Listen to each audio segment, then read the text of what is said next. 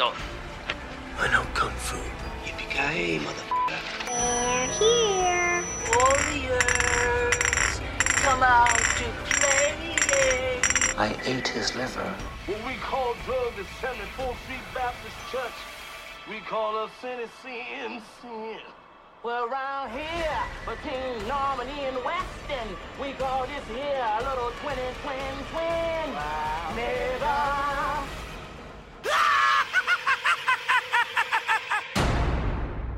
Why so serious? Welcome back to the Why So Serious podcast. We are back for another movie review. Me and Rashanii are here today to review one of my favorite films of 2018, Vice, the story of Dick Cheney, an unassuming bureaucratic Washington insider who quietly wielded immense power as vice president to George W. Bush, reshaping the country and the globe in ways that we still feel today. It was directed and written by Adam McKay, starring Christian Bale, Amy Adams, Steve Carell. Rashanii, first of all, what's going on, man? Oh, man. Actually, everything and nothing at the same time. Just got back from a basketball game. Last game of the season for this team is on Friday. So I am honestly looking forward to that. I like these kids, but high schoolers, man. High schoolers. Like, seriously. There's nothing quite like... First of all, dealing with other people's kids suck.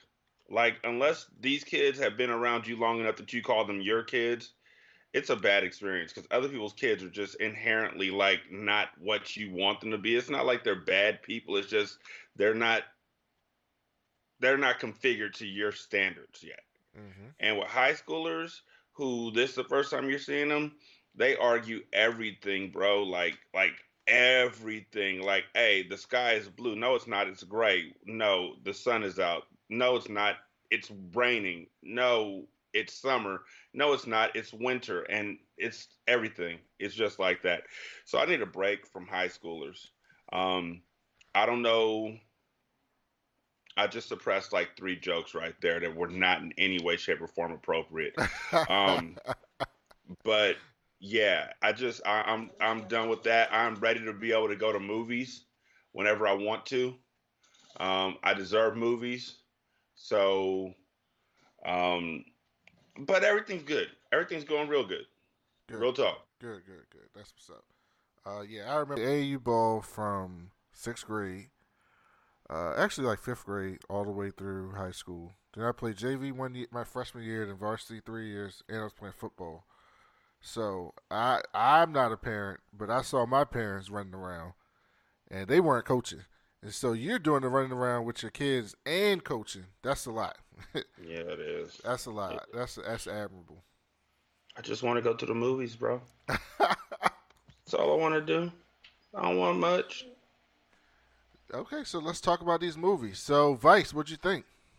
Man, it was literally the best movie I saw this year. I'll put that out there right now. And I mean, let's not let's not forget this is the year of Black Panther. This is the year of Infinity War. This is the year of Ant-Man and the Wasp. Mm-hmm. On a lesser note, this was the year of what's that movie where they're in the Bay Area, the white guy and the black guy? Yeah, this is the year of Blind Spotting. Mm-hmm. It's the year of a lot of movies, but Vice hit me in a way. This is the year of If Beale Street Could Talk, bro. And Vice hit me in a way that none of these other movies did. Like I wasn't even mad at the movie. I was captivated by just how nasty politics are and how nasty politicians are. And how nasty their spouses are. Their significant others are just as nasty as they are. It was just like little history lesson. When George Bush and Dick Cheney were in office, I was 20. I'm 39 now. It's a long time ago. And when they were in office, I was 20 and 21, and in all honesty, whatever they were doing, I didn't really care because you know, Cash Money was taking over for the 99 and 2000. So I knew you were going to say that. I wasn't really paying attention to anything that they were saying. You know, the year after they came out, my daughter was born. A couple years after that, I got my first real job and also began reffing. And I wasn't paying attention to Dick. I wasn't paying attention to Bush. I was paying attention to Bush, but I wasn't paying attention to Bush. Mm-hmm. So when 9/11 happened, I was ready to go join the Army. Like, I believed everything that was going on at that time because I wasn't smart enough to make my own decisions. I'm the son of I'm a military brat. So I was immediately like, yo, I will enlist. I'll do all this stuff. I'm ready. Seeing it as a 38-year-old, as a 39-year-old, bruh, they were some evil supervillain geniuses. Well, Dick Cheney was. I was about to say. They made George Bush into every bit of an idiot. But Dick Cheney was amazing. And Christian Bale, if he didn't win awards for this, I'd be quite put out. Oh, he became Dick Cheney. Like, it wasn't Christian Bale, like, acting like Dick Cheney. It was Christian Bale, like, transformed into Dick Cheney. It's surreal watching it. I'm younger than you, but I've always been into politics. So I remember being a teenager during the Bush years, 15, 16, 17, and watching this stuff and coming home and watching the cable news and being like, what the hell what is going on? But I didn't know until later years, probably 2007, 2008 is when I went back and I started I watched some documentaries about the Iraq War and Dick Cheney's role and all that. And it's incredible. It's absolutely incredible. And so, there's a podcast I listened to called The Last Podcast on the Left. They did an episode on 9/11. And when you, hear, they kind of show it in this film, but, literally they shipped George Bush off somewhere, and they basically put Dick Cheney in charge. And George Bush was just gone. That, the whole, 8 hours or 16 hours after 9/11, he's just gone. And Dick Cheney's just waiting for that. And in Dick Cheney's sick mind, he is ruthless, and he is the evil supervillain, and they portray him as that. But in his mind, the crazy thing about Dick Cheney, which is different than some of these other politicians today, is that Dick Cheney absolutely believed that he was helping the country. He absolutely believed that what I'm doing is the only way, because he was such a such a privileged white man, where he was thinking he could think that only I know what's best to make this country. And he's a realist, and I'm saying realist in the political terms, in realism, where his whole goal is American superiority. We have to be bigger and better than everyone, and everything's a dick measuring contest, and I have to have the biggest dick at all times, which is essentially what this film portrayed. So I like to say, I like how they showed, so in the beginning of the film, and this is what you were talking about with the spouses, in the beginning of the film, they portray his wife as somewhat of a sympathetic character. So they show Lynn Cheney when he's in Wyoming, and he's just this drunk kid that dropped out of school, and she's basically like, dude, you need to get your shit together, man. We got a child coming. You out here getting drunk. What the fuck's wrong with you? And then he's she's getting abused by her parents, and he fucking zaps on them. And so they portray her as a sympathetic character. And then you see her 30 years later, and she is 100% in. And it was literally like a power team where, I don't think Dick Cheney becomes Dick Cheney without Lynn Cheney. I don't think that's possible. I don't think it's possible.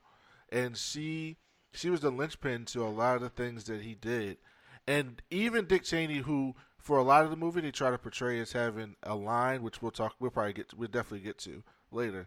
There was a line that he was not willing to cross, and so you're watching this whole movie. So in other movies, they would probably portray it as like this noble thing, but in this film, they kept portraying it as this is the line he's not going to cross. This is the line that he's not going to cross, while at the same time showing that every turn he crosses the line, which was thematically leading to the point where you knew he was going to cross that line, and he ended up crossing that line with his daughter's run for senator, which we'll talk about in a little bit. But I just thought thematically that was amazing. Rashanii, so one of my favorite part, and I think this person got snubbed completely in Oscars talk, is Steve Carell as Donald Rumsfeld. What do you think about him? He was amazing, and to see Steve Carell play this sort of a character, I think that this is the character that he's been licking his lips to play for most of his adult years. Ever since he became Beer the Bear, or whatever the ladies would call him, this was the character that he was made for. Just the laughing eyes, but just the most cutthroat of mindsets. And it was beautiful. Like, his portrayal was amazing. I'm shocked he didn't get nominated for a supporting actor role, because he fell into that role so thoroughly that you really did think he was Rummy. Like, and they nominated Sam Rockwell, which I was gonna say to give it to Sam Rockwell and not him was amazing to me. Amazing. That should have never been. I have no idea what film they were watching. Donald Rumsfeld is one of the biggest, in real life, one of the biggest warmongers we've ever seen. Like, that dude would want to go to war for anything. Anything. And when you watch this film, they show how, like, from the 60s, it's like Dick Cheney and Donald Rumsfeld, essentially from the 60s, were pulling strings, which all led to what they were able to do after 9/11. Like, the amount of executive power that was in that branch that the Bush administration took advantage of, that was not designed that way originally with the Constitution. I always say, like, especially as a black person, we're always on social media and we talk about, like, and when you see people praising George Washington and the founding fathers, it's always like, fuck them, they were slave owners, and that's true. I'm not taking that back. But the idea of America and like at the time is fucking crazy to think that, like, people thought about, like, everything that's in the Constitution and, like, running the country and the ideals of what America should be without racism, sexism, homophobia, et cetera, et cetera, et cetera. So Dick Cheney and Donald Rumsfeld saw that shit, and they basically were like, oh, we can exploit this shit. We can pull this string here. We can pull this string here. We can pull this string there. And it's like that thing where people talk about Republicans, and they talk about, like, why do poor white folks always continue to vote Republican even though none of the policies support them? And in fact, in some parts of the country, it hurts them even more than us. Like, if you go to some rural part in the South where they didn't expand Medicaid, they're fucked in the rural country South. And it's all because a lot of white people believe that someday they're going to be rich. So instead of saying rich people got to pay higher taxes, their idea is, well, I'm going to be that person one day, and I don't want to pay 70% tax. So I'm not going to vote for it now, even though it's screwing me over right now. And in this film, Dick Cheney and Donald Rumsfeld were basically like, oh, we're going to be in a position to take advantage of this shit one day. And when that day comes, we need to be prepared and have all the strings pulled so that we can do whatever the fuck we want when that day comes. And that day came, and they did it. What'd you think about how he rose the ranks in Washington? First of all, not Donald Rumsfeld. Dick Cheney was a drunk. He was in jail. He was a lineman for an electric company, and for all intents and purposes, there's no real way, why, how, or anything like that he transitioned from that job into being a politician, except for two things. He's white, and his wife wasn't going to take no for an answer. Lynn Cheney is the type of person who would want to speak to the manager's manager to get you fired. Like, if your manager says you didn't do anything wrong, she's going to speak to your manager's manager and try and get you both fired, to where your manager is going to be flipping sides halfway through and looking at you out the side of their eye like, I'm so sorry, there's nothing I can do. Lynn Cheney, by nothing more than moxie and sheer white will, got Dick Cheney into office, got him into a small little office, and then all of a sudden he met Rumsfeld, and everything changed because they were two peas in a pod. One thing that just amazes me, because, like I said, I wasn't paying attention when this all first happened, but as this movie's going on, I'm like, oh, dang, doggone it. It wasn't so much how they were the reason that Fox News got started, even though they were. Literally. Like, they set the laws. George Bush with Dick Cheney and Donald Rumsfeld helped push through a law that got Fox News the ability to get off the ground and hit the ground running. But one of the most amazing things to me was when they told Colin Powell to go on the news and lie about this man and say that this Arabic man was the most dangerous person in the world and that he was a terrorist and all this stuff. And it was some nobody that no one had ever heard of.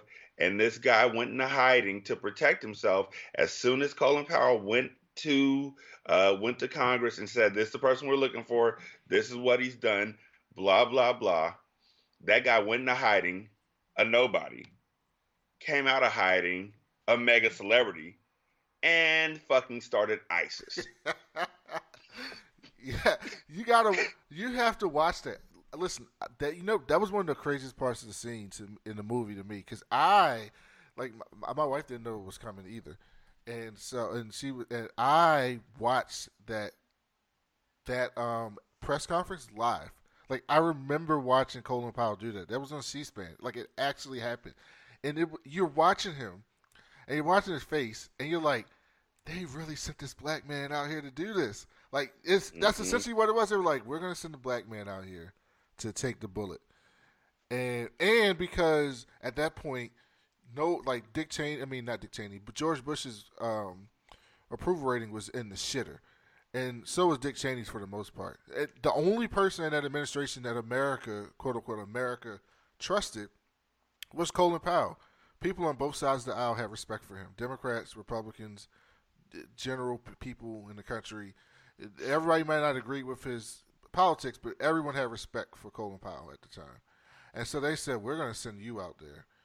And we're going to send the most respected person out there to tell the biggest lie you've ever told in your life. It's just it's absurd when you think about it. Like, it's so absurd when you think about the stuff that went on with this administration. I found this film to be refreshing in a way that they wove in comedy in a way that absolutely made the film better and absolutely got across politics is very minutia heavy. Like, there's a lot of stuff that, like, in politics that skates by because people just don't want to listen or read or learn, or they don't give a fuck. So you say Guantanamo Bay and people go, oh yeah, that's a place where they put terrorists, right? But it's so much more than that. And so one of the most powerful scenes in this film was the scene in the restaurant where the waiter comes up there and he basically gives them a menu of, like, fucking torture. And he's basically like, well, you can do this, you can do this, and you can do this, and then you can cover it up with this. And and they presented it in a way like a really good waiter at a nice restaurant would tell you about the menu. And it's crazy because that's exactly how they saw it. Like, it's like, oh, we'll take this, we'll do this, and we'll do this, and then they'll like it. And they didn't give a damn, and it was presented in a way that anybody who goes to see this movie can understand it without having to, like, go read a law or go to school for politics or blah, blah, blah, blah, blah. Like, anybody can watch this film and see that these dudes were supervillains. And here's another thing that wasn't talked about in the film directly, but they alluded to it. And I don't know if you knew this, Rashanii, but they kind of allude to this. But so when George Bush was running for president, his father told him, do not bring Donald Rumsfeld or Dick Cheney into your cabinet. Do not do it. Because they're warmongers and they're going to get you in a war and they're going to fuck everything up. That's what his father told him. Mm-hmm. And they allude to that a little bit. They kind of show like how George H.W. Bush didn't really fuck with Dick Cheney because during the time that he was in office, Dick really didn't have any. That was the part when he went to work for Halliburton. He really didn't have a job in government during that time, and so he and Rumsfeld was out too, really, and George Bush brought him back because somebody got in his ear and told him you need Dick Cheney. And that's why he brought him back. But his father was telling him don't do it. And Dick Cheney got in. And legit, he was only supposed to run the vice presidency and to pick the vice president. And Dick Cheney, with so much arrogance, goes, so I'm gonna head up your vice president search committee. And then he comes back and he goes, the answer for your vice president is me. Like, can you imagine the audacity of that? Like, that's so audacious and incredible. But by that point in time, he had reached his final form of just untouchable. Like, he just believed himself that, like, in movies, as in books, the one thing that they state over and over again, in these form of books, rather, is that the best villains think they're doing the right thing. The best villains think they're on the good guy side. The best villains think that they're supposed to be doing what they're doing. Even if they're doing horribly wrong and everybody else sees it, the villain still believes they're doing it for the greater good. Mm-hmm. And so at that point in time, Dick Cheney really believed that he was the best person for that role. Mm-hmm. He wasn't even going to take the job. He was sitting in bed with his wife, the enabler, and talking about it because then they went to that Shakespearean thing. And they were talking about it, and he decided that this is the way that it has to go. And she laughed at him at first. He goes, he asked me to be his vice president. And she goes, vice president? There's no power in vice president. There's no power in vice president. There's no power in vice president. The fuck you going to take that job for? And Dick Cheney was like, oh. It's George Bush. They didn't actually show the scene, but you didn't have to. He probably just said, "This man is a moron. I will take control of anything that has power, and I will own the power." And for him, everything was power. And all the way back to the beginning, if Donald Rumsfeld, so basically he fell in love with Donald Rumsfeld because of his personality, not his politics. Because when he was an intern in Washington. And when he went to Washington, he wasn't a Republican or a Democrat. He was neither. And he walked into that chamber, and he heard Donald Rumsfeld up there being fucking Donald Rumsfeld, and he goes, what party are you? And he goes, whatever that guy is. If Donald Rumsfeld, you know what's crazy? If Donald Rumsfeld was a Democrat, you know how different this country might have been? Like, it's entirely possible that this country could be totally different right now. In the 2000s could be totally different. But because Donald Rumsfeld's a Republican, he became a Republican, and it went on from there. Or, if he had died when he had that heart attack. That too. So one of the interesting parts of this film was, so they showed him running for Congress in Wyoming. And he was running for Congress. This was really telling to me, and that was foreshadowing Trump. He was running for Congress in Wyoming on your typical fiscal conservative Republican. He was talking about we got to save money and we can't spend money on this and we can't spend money on that. And then he had the heart attack, and then he couldn't go out on the trail. And so his wife went on the trail, and his wife looked at everybody and looked at all those white faces and said, I'm not going to talk about money. I'm going to talk about race. Well, I'm going to talk about these things that are going to rile them up. And she Mm-hmm. went on and she brought that. She basically did what what a lot of the Republicans do, is they push their rich person agenda on poor whites by couching it in their own bigotry. And so they use their bigotry to help them get over, and they give that bigotry to those people so they are happy while still holding them down to prop themselves up. And she figured that shit out on the flash and just started giving speeches on that, and got her husband. She literally got her husband elected. She did all the work. It was another story of like a white, and this is not to be on Lynn Cheney's side, but she did everything. But because she was even at the time, because she's a white woman, she wasn't going to get elected. But she got her husband elected. She did all the legwork. She was his motivation. She did the campaigning. They probably didn't show something. I'm sure she worked on the campaign. She was the author. She was a smart woman. She did all that shit for him, and he basically did not. He earned. I'm sure he worked hard in his own way, but relatively, he earned nothing. He just white maned his way all the way to the top, and he was shrewd. I mean, I'm not saying he wasn't. He was an evil ass son of a bitch, shrewd person, but he white maned his way all the way to the top where he could be in charge. Now, one of the interesting parts of this film that I've been wanting to hear your perspective on is that Dick Cheney's daughter came out as a lesbian, and everything you would think, for people who didn't know that, because I'm sure there's a lot of people that watched this film that had no idea about this, and so everything you were taught about Dick Cheney, you would think that he would just be like, fuck her, I don't care. And for most of his life, it wasn't that. For most of his life, he was like, "That's my daughter. I'm accepting that. I'm happy for you. I'm not gonna run for office because I know my party's so fucking homophobic that if they found out that I had a daughter that was a lesbian, they wouldn't elect me. And I'm not gonna put my daughter through this. I'm not gonna bring it up." And even in the point in the 2000s when he was vice president, he stayed out of any like George Bush is pushing these like anti-LGBTQ bills. Dick Cheney stayed out of all of that shit.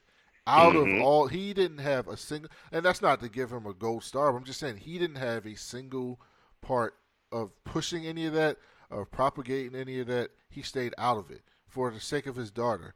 And she liked him for that. And then his other daughter, who you could tell was the Liz Cheney, who's in office right now, who is the daughter that he liked. You could tell she was like the star daughter, quote unquote. She decides to run for office in Wyoming, and somebody lets it out that his sister is a lesbian, and so she has to take a stand on like gay people getting married. And so she goes home and she talks to Dick, and she talks to her dad about it, and he basically goes, "Go ahead and do it," without telling her sister she was going to do it. Like, in a political family, I'm sure that shit happens all the time. And you go to them and be like, "Look, I know I don't believe this, but this is some politics shit. I got to say it." None of that happened. Liz went to Dick. Dick said, "Go do it." She went on national TV and basically was like, "I don't condone my sister's lifestyle." Like, that's some fucked up shit. That's some fucked up shit. What did you think about that whole storyline?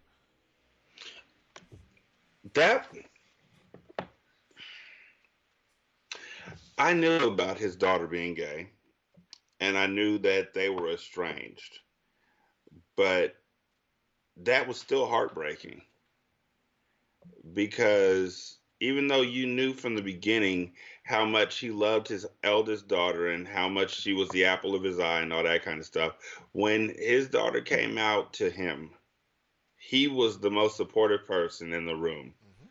And to burn your family, to burn that bridge, to ruin it, all the times y'all had together with her and her spouse and with her family, and to just not for yourself either, but for your other daughter. Like, you're killing her in two different ways right now, because you're showing that your other daughter's job is more important than this daughter's life. And then you're showing that this one is clearly my favorite child. because otherwise I would have been like, nah, I don't support this. But all you can see is politics. All you can see is the next step and power. And it was sickening. It was straight up sickening to me. Yeah, it was. It's hard to watch. And another part of this film that we're talking about, because I'm not even gonna say it. I mean, obviously, we always spoil shit, but so there's a narrator throughout the entire film, and beginning of the film, he's like, "How do I know so much about Dick Cheney? You'll find out, right?" And so the whole movie, he's narrating the film, and you're trying to figure out who the narrator is, like who is this person that's like narrating the story about Dick Cheney. And you literally find out that it's the person who gave Dick Cheney the heart transplant who he never met. And I thought that was so brilliant in the way they did that. Like, he was literally the thing that kept Dick Cheney alive. I thought that was great. Did you see that coming? No. And it horrifying. Like, horrifying how that happened. Like I said, if he had just died. But, I mean, well played, Vice. Well played, Adam McKay. It just, everything in this movie, like, I usually go into the movie theater and I get popcorn and I get a soda. And somewhere in between, I'll get up and I'll get a refill on popcorn. And I'll get a refill on my soda somewhere in the movie. And I might even get up to use the bathroom if it's a movie that I'm not feeling or that I've seen before already. Dude, I could have pissed on myself and died of starvation. I was not moving from my seat. I was riveted. Eyes open the entire time, like wide open, like, oh my God. I went and saw that movie on Christmas Day. While my family went to my mother-in-law's house, I was like, nah, I'm going to see Vice. And my beloved was like, what's Vice? And I was like, it's the story of Dick Cheney. And she just gave me a look. Bruh, when I say as soon as this movie's available on Vudu, I'm buying it. Mm-hmm. Believe you me. And everybody's going to watch it. This is going to be like the movie that your mother-in-law forced you to watch at Thanksgiving, one of them Tyler Perry plays. I'm going to just pop up at people's houses on like Thursday night dinner and be like, yo, we watching Vice tonight. Boom. Here it is. It's enjoyable.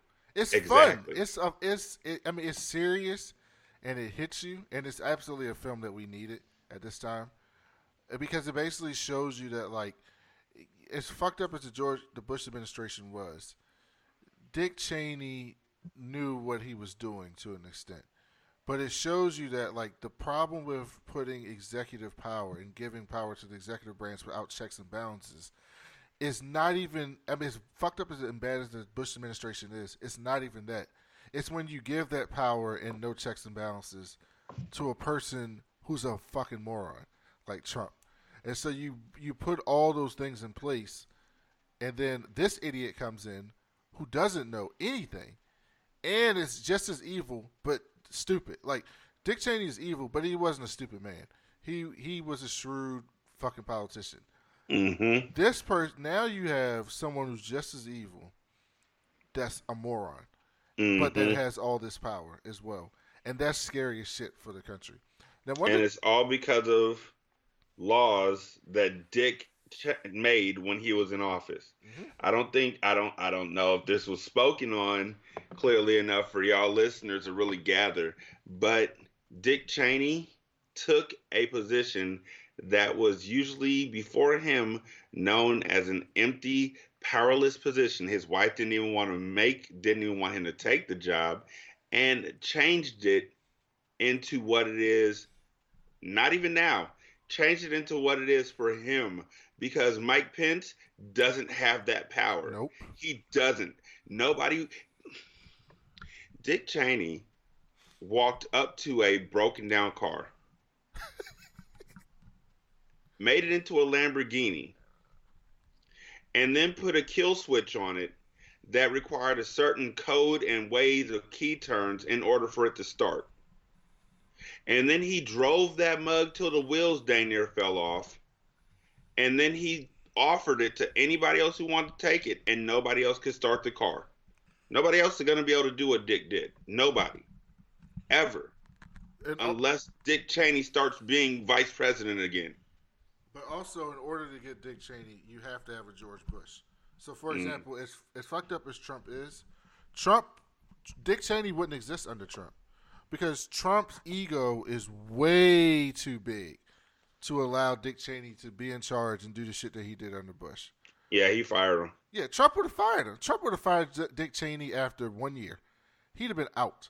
It would have never made it that far because his ego couldn't take that.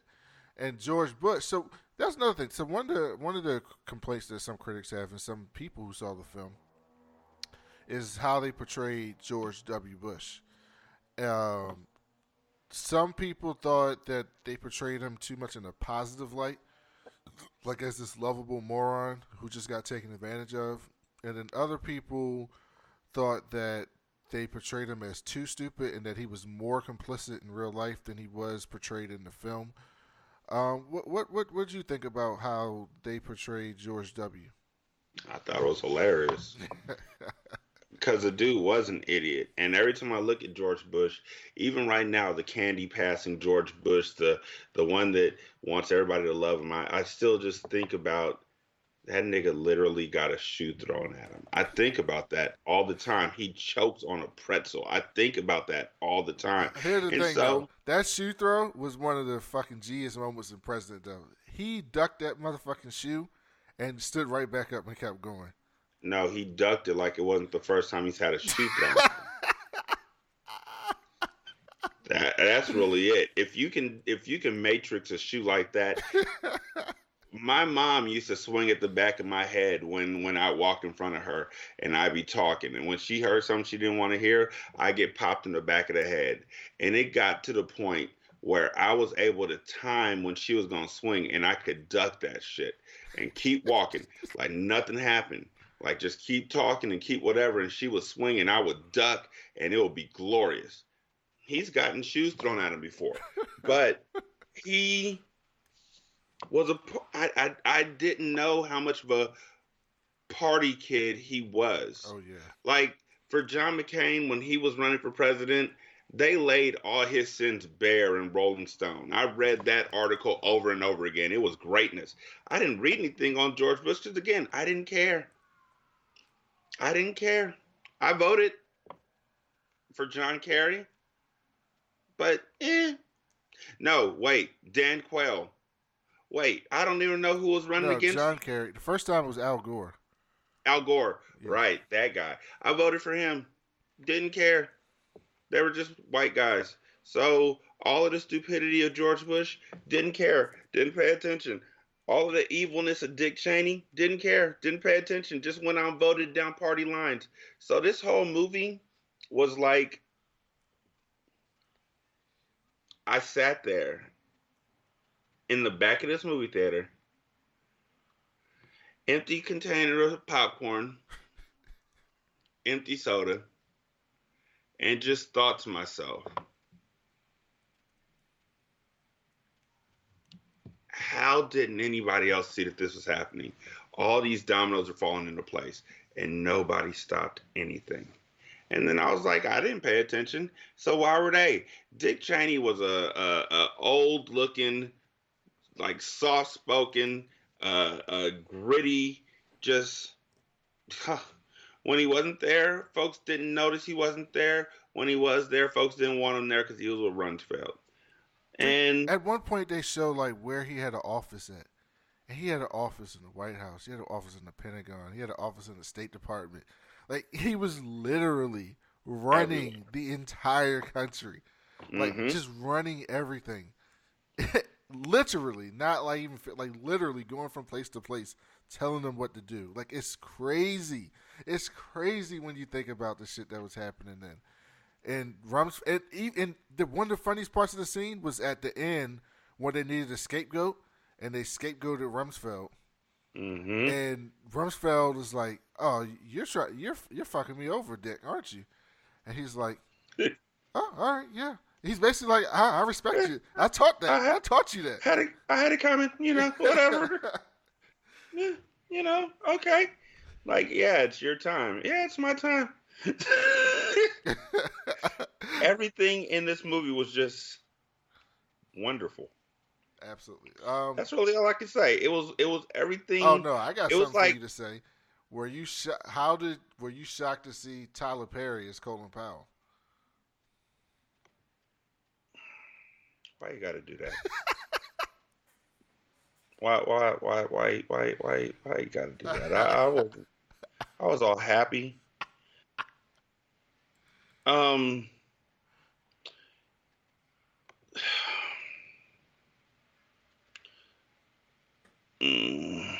Tyler Perry wasn't even enough to ruin this movie. I saw Tyler Perry and it was just like, okay, let's get back to how Dick Cheney's tearing people a new one from behind closed doors. So I was more surprised they didn't give Condoleezza Rice more of, I don't even think they mentioned her by name. Yeah, they mentioned her. She was in the war room.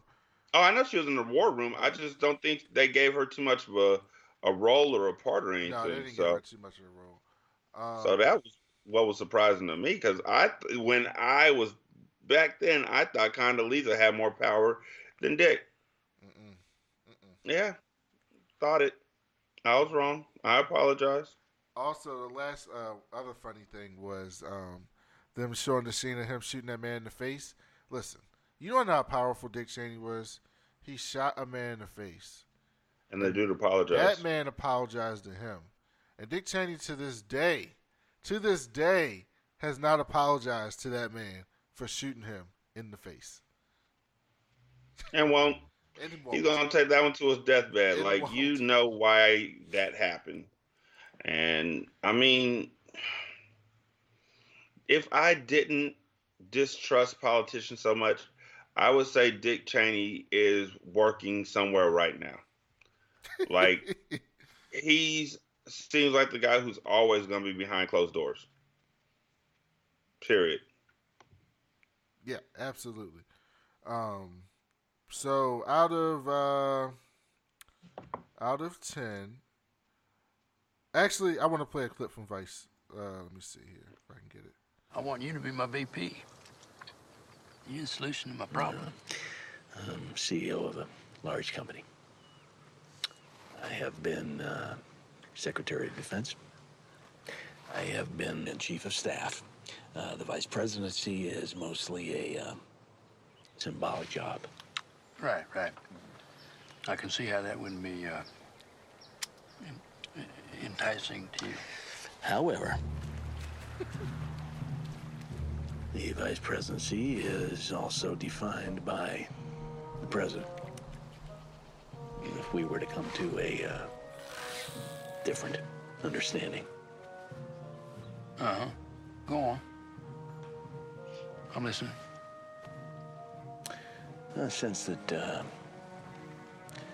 you're a kinetic leader. You make decisions based on instinct. I am. People always said that. Yeah. Very different. Very different from your father in that regard. Now, maybe I can handle some of the more mundane jobs, overseeing bureaucracy, military, managing military, energy, foreign policy.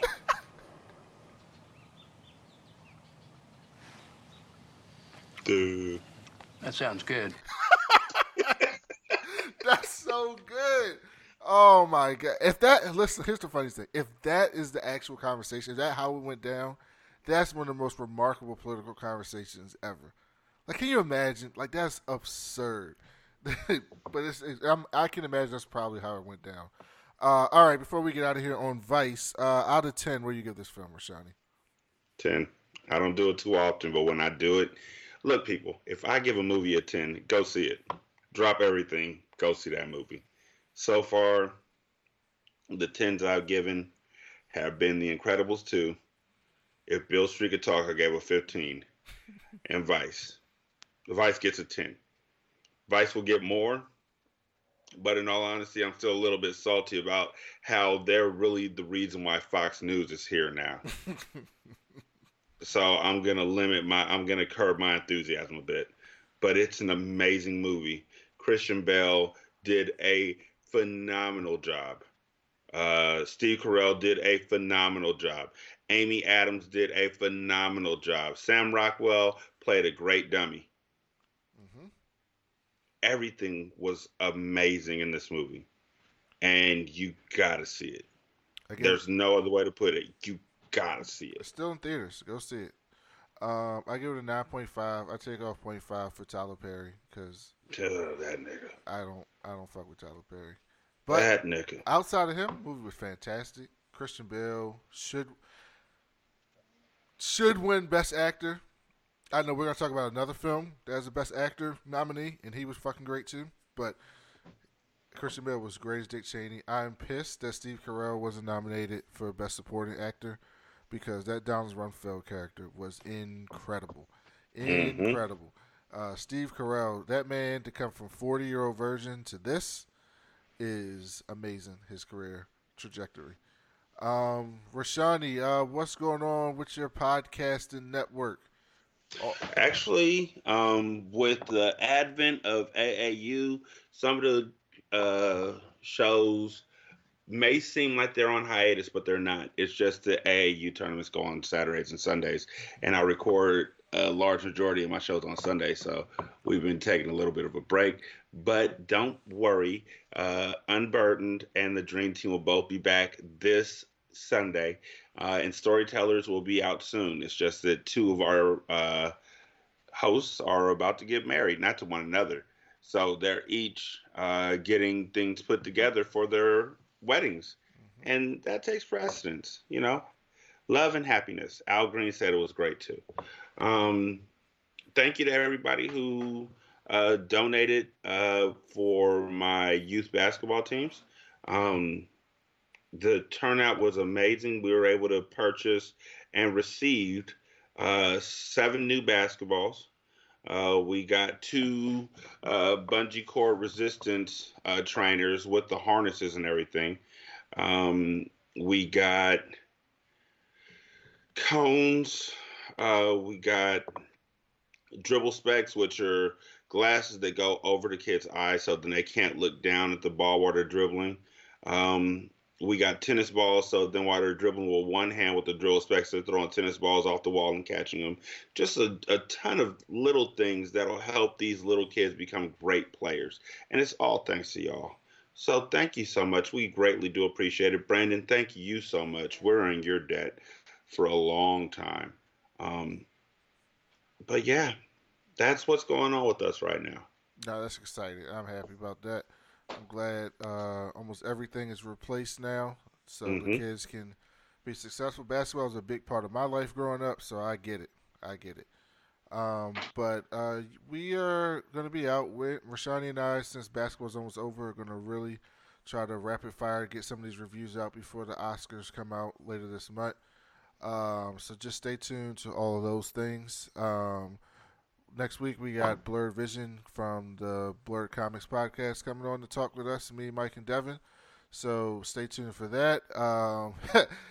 So listen to this, Rashanii. Remember how I was telling you how we're doing the shitty movies every month? Yeah. So this month, I surprised everyone. I said, I got a movie that you guys probably weren't thinking about. We're going to review Jean-Claude Van Damme Street Fighter. And and you know what it turned into? It turned into a versus retro movie review because we're going to see which film was better, or in my mind, which film was worse. Street Fighter versus Mortal Kombat. You know, Mortal Kombat was such a horrible... No, let me take that back. Mortal Kombat wasn't the horrible movie. Mortal Kombat Annihilation yes. was a horrible movie. Annihilation was the one where they had the animalities. Yeah, yes. And I remember watching that movie with one of my good friends and my brother, the punk ass. And we went and sat in the theater and watched that. And I remember there was a point where somebody stood up in the theater when Liu Kang turned into a dragon, and then Shang Tsung turned into a dragon, and somebody stood up in the theater and said, and I quote, "You have an animality? Well, I have an animality too. Rah rah." And it actually made sense within the movie. That movie was so bad that I don't know, because it didn't have the Jean-Claude Van Damme or the Raul Julia name behind it, and you could tell that Raul Julia was having fun with Street Fighter. That Tuesday line, I still use that. You know, the day that you stood up against me was the biggest day in your life, but to me, it was Tuesday. And I know that's paraphrasing. He actually said the day Bison came to your town was the most important day of your entire life, but for me, it was Tuesday. And whenever I think about that, I think about I Love McConan. How I had the town going up on a Tuesday. That movie's awful, but it's not. It's better than it's not better than the regular Mortal Kombat. But if you would say Mortal Kombat Annihilation, then we'd have an argument on our hands. So yeah, that's our retro review for February. That's going to be sometime later this month. But you can subscribe to our show on iTunes, Stitcher, Google Play, Spotify, anywhere you get your podcasts at. Please leave us a 5-star review. Those helps us out a lot. Like I said, Rashanii and I are going to be knocking these movie reviews out, so please check those out. Let us know, give us some feedback, and we'll talk to you later. Peace.